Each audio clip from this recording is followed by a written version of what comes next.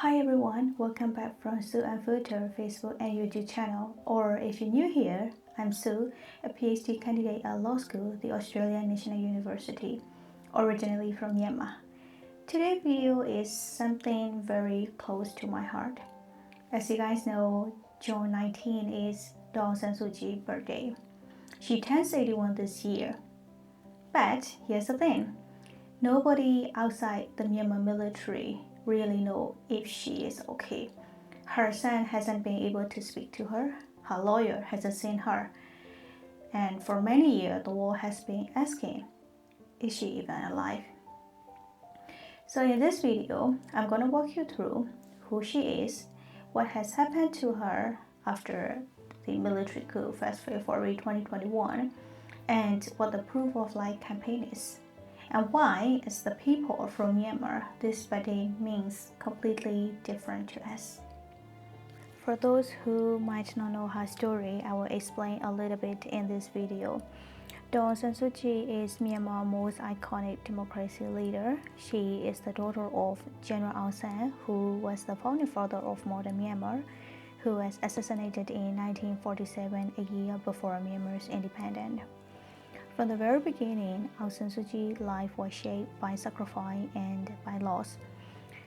She spent over 15 years under house arrest, not because she committed a crime, but because she refused to stop fighting for democracy in a country ruled by military general. She could have left the country, but she chose to stay. In 1991, she won the Nobel Peace Prize while she was still detained. Her son accepted it on her behalf because she couldn't leave the country. The committee described her as the outstanding example of the power of the powerless. In 2015, her political party, the National League for Democracy, won the historic landslide election. Myanmar was moving forward democracy. For so many of us, it felt like the moment we had been waiting for our whole lives. Unfortunately, February 1st, 2021, the military staged the coup. They arrested her and other politicians, including our president, and everything we had been building, the hope, the progress, and the belief that things could be different was gone overnight. Since the coup, her situation has been extraordinarily secretive and deeply concerning. Let me walk you through what we know. In 2021, she was charged with a string of offenses, including violating the COVID-19 rules and corruption. We all know that these charges are completely fabricated, designed purely to silence her and keep her from returning to public life. By 2022, she had been sentenced to 33 years in prison. All UN, US, and some Western countries, they all condemned the trial as politically motivated. The last footage of her with our president, U Win Myint, the grainy cultural video, show her looking full and exhausted. Then came 2023 and into 2024, almost complete silence. Her lawyer couldn't reach her, her location was classified, and then leaked prison logs from early 2024 gave us a rare, heartbreaking glimpse into her daily life. She was in solitary confinement, waking up 4:30 in the morning, eating small meals, taking medication for heart, bones, and gum problems. Completely isolated from the outside world as the civil war engulfed her country. Her son, Kim Aris, told the world, "For all I know, she could be dead already." And in April 2026, just last month, the junta announced she had been moved from prison to house arrest. They released one photo, literally one. That single image showing her sitting on a wooden bench, flanked by two uniformed officers. But her lawyer were not directly notified. Her son, Kim Aris, found out through the news, not a phone call. Nobody knows where she is being held. Nobody has been allowed to see her. And that one photo, taken at an undisclosed location, with no independent verification is all we have right now. So, what has her family been doing through all of this? Her son, Kim Eris, has been one of the most vocal and tireless advocates for his mother. Last year, for her 80th birthday, he ran 80 kilometers over 8 days and gathered over 80,000 video messages from people around the world to give to her. Messages she will never see because she has no access to the outside world. He has written to the world leader asking them to demand independently verified proof of life. Not a statement from the hunter, not a photo released on their terms. Real, independent verification from doctors, from family, from international observer. His words were very clear to me. The military claims she is in good health, yet they refuse to provide any independent proof, no recent photograph, no medical verification, no access by family, doctors, or international observer. If she is truly well, they can prove it. When that April 2026 photo was released, he didn't celebrate. He called it a calculated schedule. He said he received no direct notification. He found out from the news, just like the rest of us. He doesn't know where she is. He doesn't know if she can see a doctor. He doesn't even know if she is safe. And this is what breaks my heart. She gave everything. She gave us seeing her children grow up. She gave up her freedom, not once, but over and over again. She could have left Myanmar and lived comfortably abroad. But she stayed. She always stayed because she believed in her people. And now her own son is standing in front of cameras around the world, begging just for proof that his mom is alive. I want to take a moment and just be honest with you. Growing up in Myanmar, Daw Suu was not just a politician to me. She was proof that someone from our country could stand up, refuse to be silent, and the whole world would listen.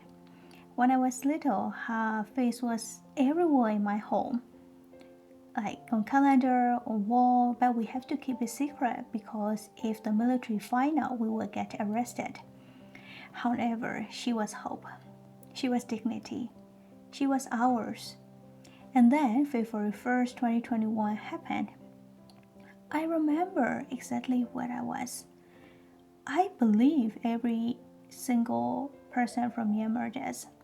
I woke up to messages flooding in, and for the moment I thought maybe it wasn't real, but it was real, and everything we had been building, the hope, the progress, the feeling that Myanmar was finally changing, was gone just like that. I moved to Australia in 2024 from Thailand, doing my PhD, building this life. It's a strange kind of grief because on the outside, life goes on. I go to library, I go to my office, I tutor here, and I do my own research. And I'm genuinely grateful for all of it, but there's always this other layer, this way that doesn't go away because while I'm here, safe, free, able to speak out loud, people back home are not. Aung San Suu Kyi is not. I study law, you guys know that. I think about justice every single day, and what has happened to her and our country is not a justice, it is the complete absence of it. A woman who won a democratic election, who gave up her family, her freedom, and even her health, sitting somewhere unknown in condition we can only guess at, while her son begs the world just to confirm she is alive. This is not justice. This is not how the story is supposed to go. This birthday hit differently because of that. It's not a celebration, it's a vigil, is a reminder, it is a saying, we have not forgotten you. We will not forget you. Misu, wherever you are, I hope you know that the people from Myanmar and the people from all around the world are thinking of you every day. You taught us what courage looks like, and we are still learning from you. For the last part of my video, I would like to say what can we actually do from here, from abroad. Honestly, there are tons of things we can do, but in this video, I will mention 3. First, you can talk about her. Talk about the situation in Myanmar. Don't let our story disappear from the news cycles. Because you know the world moves very fast and people forget easily. You can tell people who Daw Suu is, what has happened to her, what is happening in Myanmar. And especially for Aung San Suu Kyi, June 19 should trend every single year, not just when it is convenient. And second, support the people in Myanmar. They are incredible people doing revolutionary work on the ground and from the diaspora with very little resources. The resources mean financial resources and human resources. Support them. Third, if you are a student, an academia, a researcher, a lawyer, use your platform. Write about Myanmar, speak about Myanmar, include it in your work. Advocacy doesn't have to be loud to matter. Sometimes it just means refusing to look away. If you are people from Myanmar, whatever you are in the world, carry her story, carry all of our story. Because when we remember, they are not alone. And when we speak out loud, we are not speaking for ourselves. We are speaking for everyone back home who cannot. Happy birthday, Misu. We see you. We have not forgotten, and we never will. So if this video means something to you, you can do something for Aung San Suu Kyi, especially on June 19. For the sake of your security, you don't need to comment on this video. You can just do it quietly. I genuinely want you guys to do something for Aung San Suu Kyi, whether you are people from Myanmar or not.